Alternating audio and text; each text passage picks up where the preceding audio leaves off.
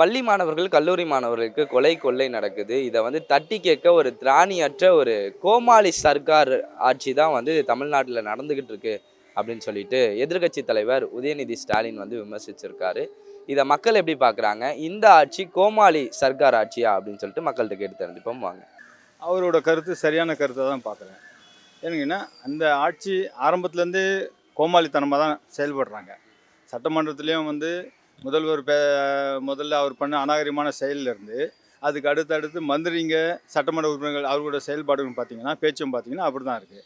சட்டமன்றத்தில் ஒரு நிதியமைச்சர் வந்து பட்ஜெட் தாக்கல் பண்ணுறாரு. தமிழ் சங்கம் வைத்து தமிழ் வளர்த்த இந்த நாட்டில் அந்த சட்டமன்றத்தில் தமிழ் வந்து தகுதி திட்டம் போடுது ஒரு நிதி மந்திரி கிட்ட. அப்படி தான் சொல்லணும். ஏன்னா ஒரு தமிழ் அந்த மன்றத்தில் வந்து எவ்வளோ பெரிய தமிழ் அறிஞர்கள்லாம் வந்து சட்டமன்ற உறுப்பினராக மந்திரியாக இருந்து தமிழ் உச்சரிப்பு அவ்வளோ சிறப்பாக இருந்த ஒரு மன்றத்தில் இன்றைக்கி தமிழ் வந்து சின்ன பின்னமாக்கி விட்டப்படும். அப்படி தான் சொல்லணும்.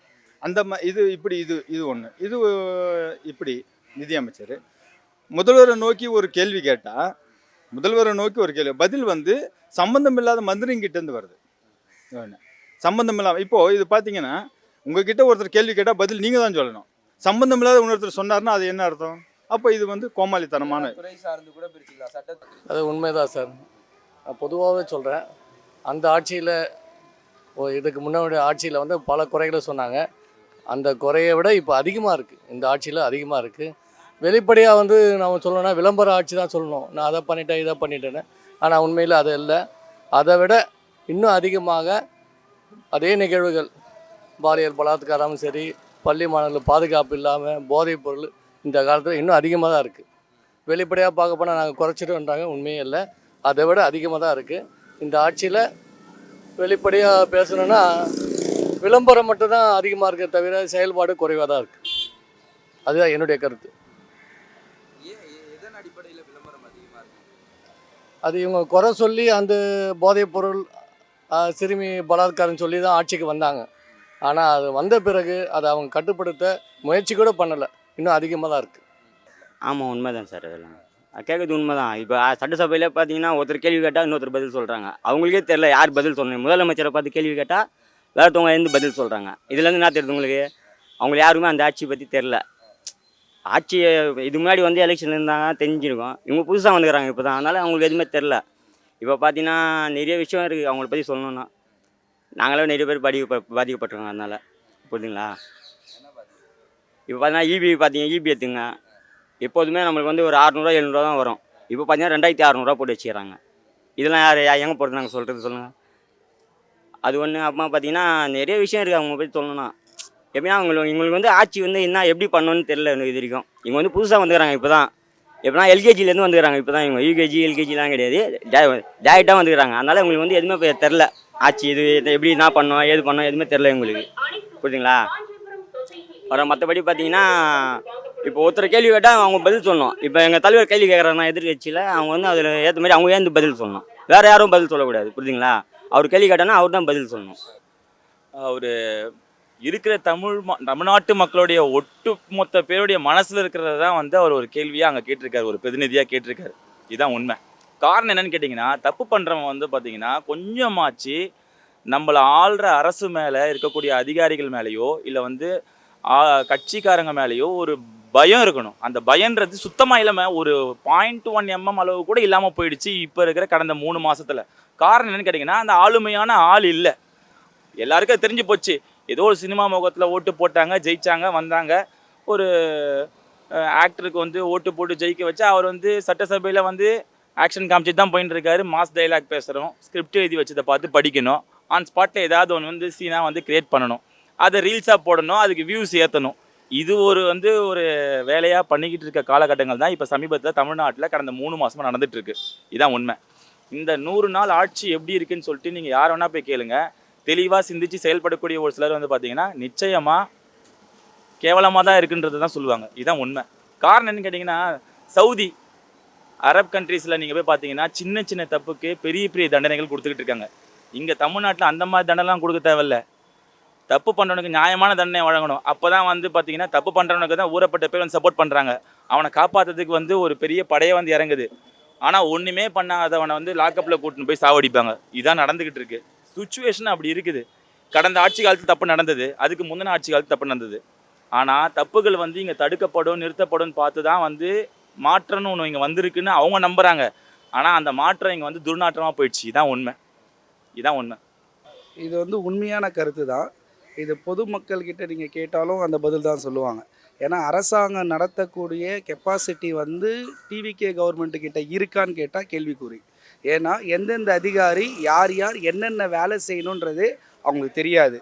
ஒரு ஒரு இப்போ அவங்க சொல்கிறாங்க, ஒரு மினிஸ்டர் சொல்கிறாங்க, அவங்க இந்த மாதிரி எங்கள் வீட்டாண்ட வந்து கரண்ட்டு போச்சு, நான் கமிஷனருக்கு கால் பண்ணுவேன்னு. அது வந்து ஒரு பேசிக் நாலேஜ் கூட இல்லை அவங்களுக்கு. யாருக்கு கரண்ட்டு போச்சுன்னா யாருக்கு, ஒரு இபியில் இருக்க ஏஐக்கு ஃபோன் பண்ணுங்கள், இல்லை லைன்மேன் ஃபோன் பண்ணுங்கள், இல்லை ஃபோர்மேனுக்கு ஃபோன் பண்ணுங்கள். யாருக்கிட்டையாவது இந்த முதல் பேசிக்கோட ஸ்ட்ரக்சர் தெரிஞ்சால் தான் அவங்க வந்து ஆளுமை திறன் இருக்கும். நாங்கள் வந்து கற்றுப்போம், நாங்கள் இப்போ தான் உள்ளே வந்திருக்கோம், எங்களுக்கு வந்து ஒரு 6 மாதம் டைம் கொடுங்க அப்படின்னா, நீங்கள் என்ன எக்ஸாமுங்க வந்திருக்கீங்க, படிச்சுட்டு எக்ஸாம் எழுதிட்டு நான் பாஸ் ஆவேனா ஃபெயில் ஆவேனா வந்து மக்கள் தீர்ப்பு கொடுத்துட்டாங்க. மக்கள் வந்து கேட்டாங்க, நீங்கள் மக்கள் ஆட்சி வேணும்னு கேட்டீங்க, மக்கள் வந்து தீர்ப்பு கொடுத்தாங்க. அது மக்கள் தீர்ப்பு கொடுத்தாங்களா இல்லை வேறு யார் டிசைட் பண்ணாங்களான்றது நம்மளுக்கு ப்ரூஃப் இருந்தால் தான் முதல் பேச முடியும். ஏதோ ஒன்று கவர்மெண்ட்டில் வந்துட்டீங்க, ஆனால் என்னென்ன வேலை செய்யணும்னு சொல்லி உங்களுக்கு தான் தெரியும். இப்போது கவர்மெண்ட்டில் யார் வந்து அதிகாரத்தில் இருக்காங்களோ அவங்க இப்போ போலீஸ் இப்போ நம்ம எதனா பேசினா கூட ஒரு டிவிகே கவர்மெண்ட்டை ஒரு வார்த்தை தப்பாக விட்டால் கூட என்ன சொல்கிறாங்க, அவங்க உடனே போய் அரெஸ்ட் பண்ணுங்க போடுங்க. நம்ம தலைவரையும் அந்த மாதிரி தானே பண்ணாங்க, எதிர்க்கட்சி தலைவரையும் அந்த மாதிரி தானே பண்ணாங்க. அவர் என்ன சொன்னார், அந்த அரெஸ்ட்டையே நான் வந்து காமெடியாக பார்க்குறேன்ட்டார். அப்போது அந்த வார்த்தையிலே தெரிஞ்சுக்கலாம் இந்த அரசாங்கத்தை அவர் கோமாளித்தனமாக தான் பார்க்குறாரு. ஏன்னா அனுபவமற்ற கவர்மெண்ட் அவங்க வந்து கற்றுக்கிட்டோன்னா வேறு எங்கேயாவது போய் கற்றுக்கிட்டோம், என்ன படிக்கிட்டோம். First point. இன்னொன்று, கவர்மெண்ட் வந்து அதிகாரத்தில் இருக்கணும்னா போலீஸை எப்படி உபயோகப்படுத்தணும்னு ஒன்று இருக்குது. இந்த மாதிரி நடக்குதுன்னா எங்கெங்கே தப்பு நடக்குதோ, எந்த கவர்மெண்ட்லேயும் தப்பு நடக்காமல் இல்லை, எல்லாத்துலையும் தப்பு. ஏன்னா தப்பு நடக்கிறதுன்னு வந்து ஒரு நம்மளுடைய பர்சனலில் இருக்குது. நான் இப்போ கோவப்படுறேன்னா இந்த இடத்துல என்ன நடக்குன்னா அது கவர்மெண்ட் காரணம் கிடையாது, என்னோடய பர்சனலாக கூட இருக்கலாம். ஆனால் அந்த இடத்துல வந்து பவரில் இருக்கிறது போலீஸ்கிட்ட இருக்கணும். போலீஸ்கிட்ட வந்து யார் யார் தப்பு செய்கிறாங்கன்னு சொல்லிட்டு அவங்க வந்து பார்க்க பவர் கொடுத்தாங்கன்னா அதை வந்து செய்வாங்க. அதனால தான் அது ஒரு கோமாளி அரசாங்கமான்றதை பார்த்த ஒரு வார்த்தைன்றது கரெக்டான வார்த்தை. அது உண்மையாக சொல்லப்போனால் அது கோமாளி சர்க்காராக தான் இருக்கே தவிர வச்சு, ஒரு படத்தில் இவர் நடிக்கிறதுக்கு எந்த அளவுக்கு நடிக்கிறாரோ அந்த அளவுக்கு ஒரு எஜமானுக்காக உட்காந்து சட்டசபையில் நடிக்கிறாரே தவிர வச்சு இவர் சர்க்கார் நடத்துகிற விதமே சரியில்லை.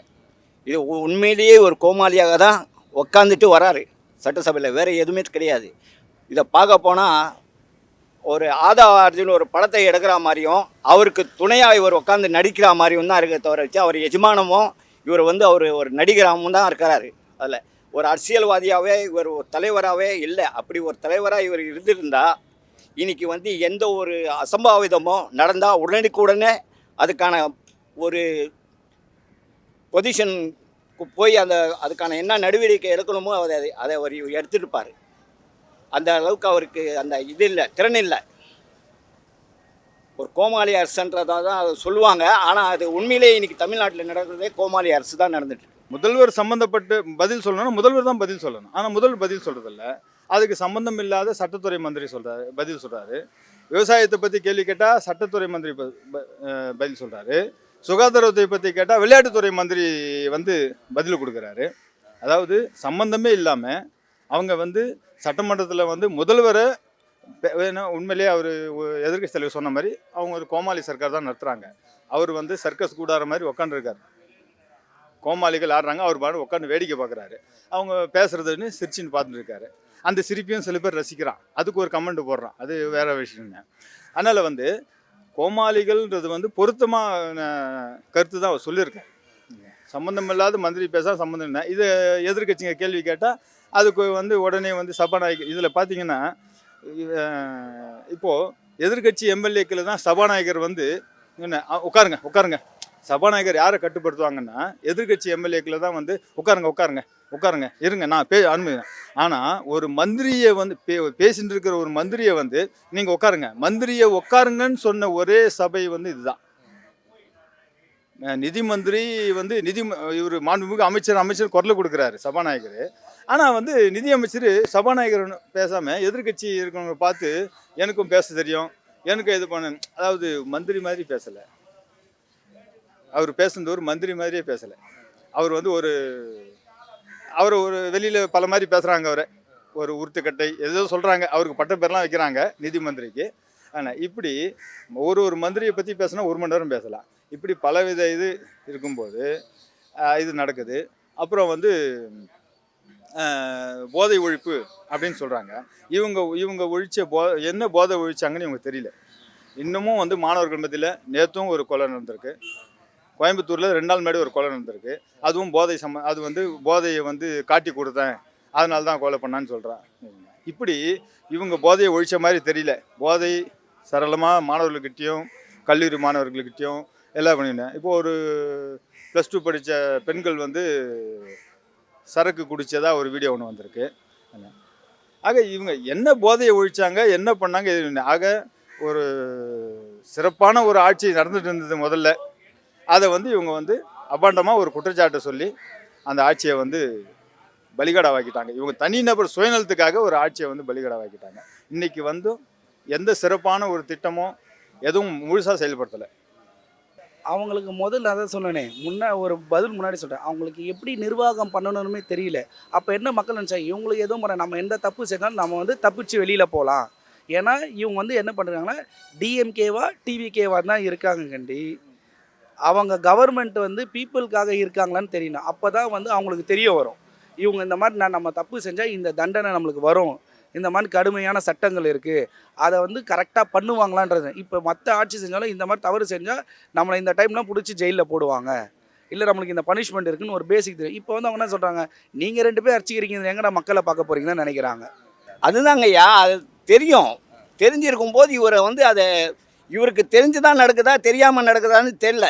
ஆக மொத்தத்தில் இவர் வந்து அதை கண்டு காணாமல் தான் இருக்கிறார். அதுக்கெல்லாம் வந்து அமைச்சருங்க தான் முக்கால்வாசி பொறுப்பேற்கணும். அதுக்கு முதலமைச்சருங்க வந்து வாயை திறக்க மாட்டேங்கிறாரு. பேசுகிற அமைச்சருங்களும் அந்த பாயிண்ட்டை, அந்த பையனை இப்போது தற்சமயம் அந்த பையனை அந்த கஞ்சா விற்றாங்கன்னு சொல்லிட்டு போய் ரிப்போர்ட் கொடுத்தவொடனே அந்த பசங்கள்லாம் சேர்ந்து அடிச்சிருக்காங்க. பசங்க அடித்தாங்களா, அந்த இடத்துல நடத்துகிற நிர்வாகிகள் அடித்தாங்க, அந்த வியாபாரம் பண்ணுறவங்க அடித்தாங்களா, அது தெரியாமல் அதை பற்றி ஒன்றுமே இது வரைக்கும்